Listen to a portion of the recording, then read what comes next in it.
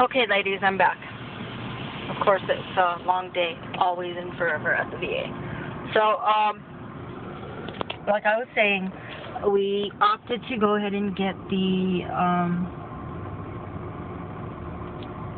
misoprostol to start the issues and stuff. And I mean, I did a lot of research, and just the way I felt and the way that my numbers were, I knew that there was nothing we could do to make it any better. So, I was really, I mean, it was hard. It was something that I really honestly didn't think would happen again.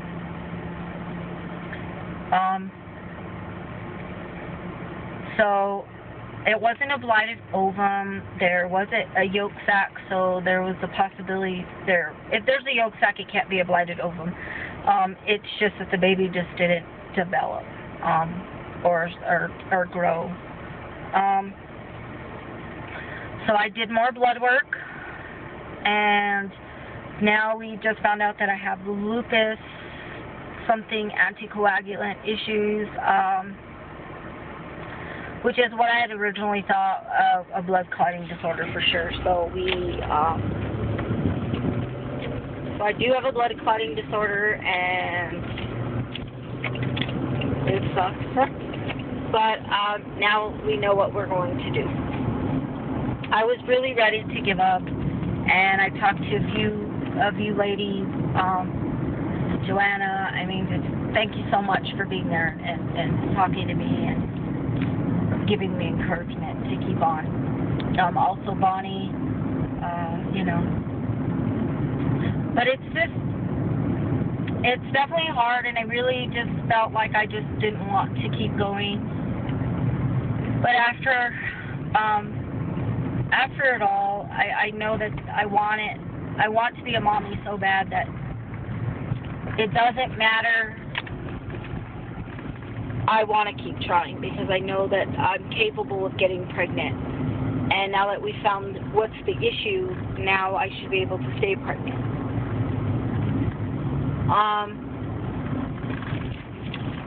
So we got the misoprostol on Tuesday, and that's when I let you guys know what was happening. We rented a motel, and we stayed there for the week. And Tina and I just spent the week together alone, without our phones, without Facebook or YouTube, anything. We just spent the time together, being together in that moment and going through that together. So needless to say, I am so happy to have such a wonderful partner like Tina, and to have somebody that's understanding and is willing to sit and go through it with me. So, sorry.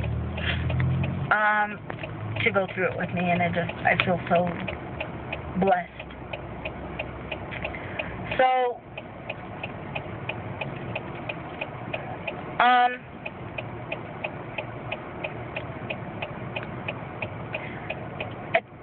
we went to our follow-up appointment on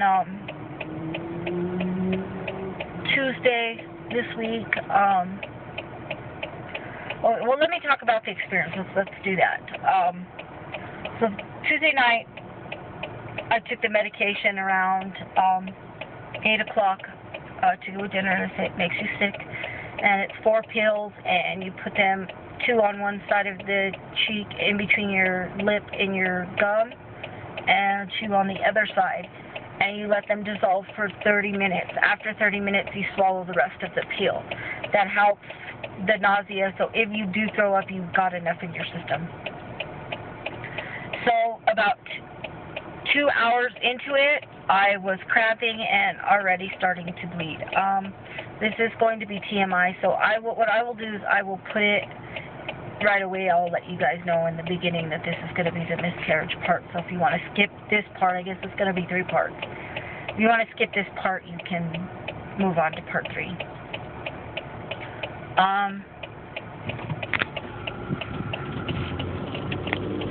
So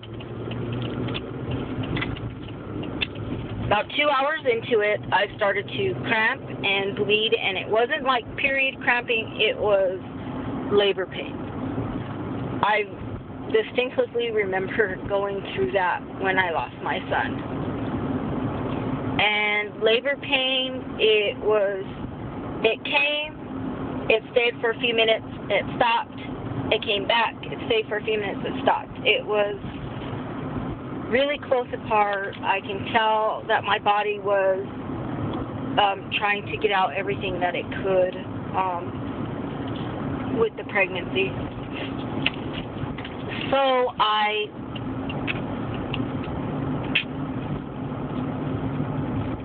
pretty much was up all night, passing clots and bleeding and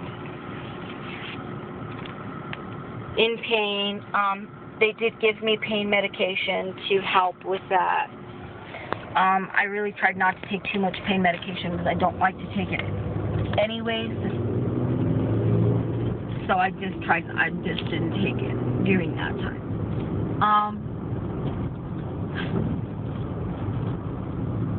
So at about 3 o'clock in the morning, the blood finally started to slow down, and I had stopped passing clots, and the pain started to ease.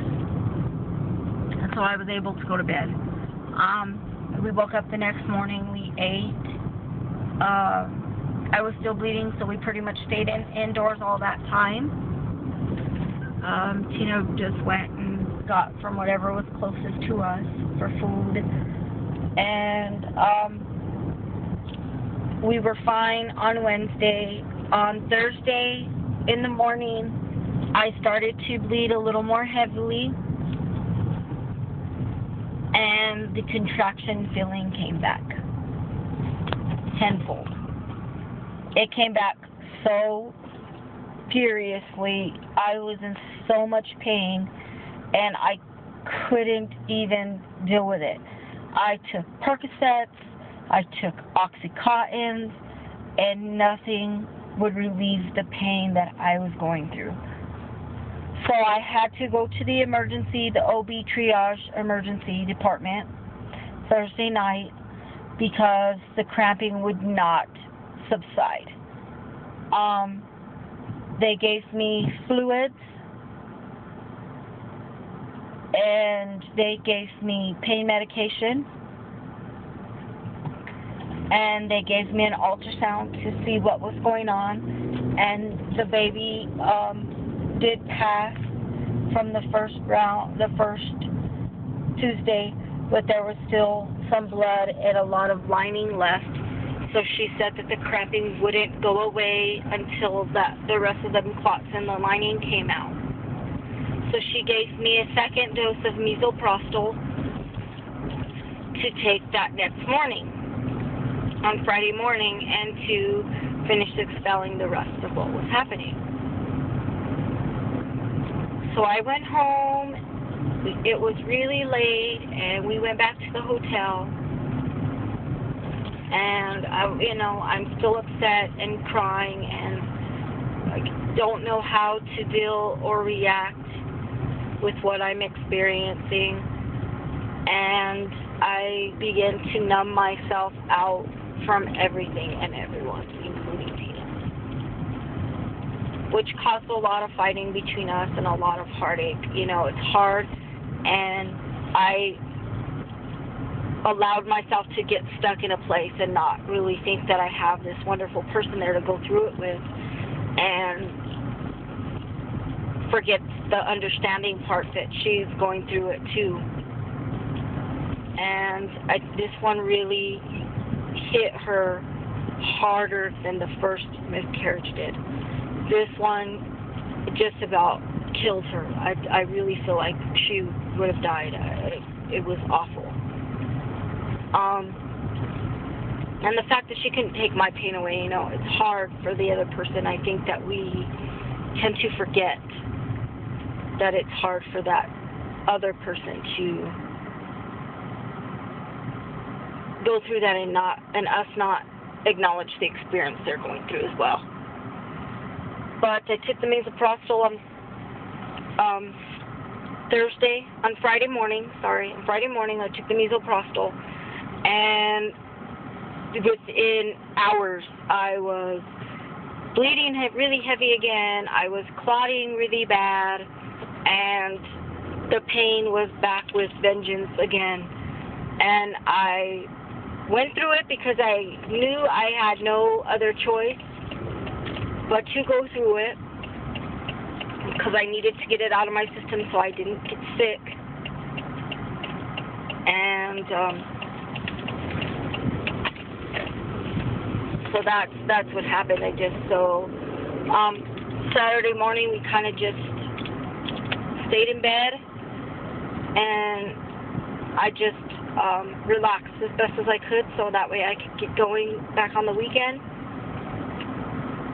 And that was pretty much the miscarriage experience and the thoughts and what the process was.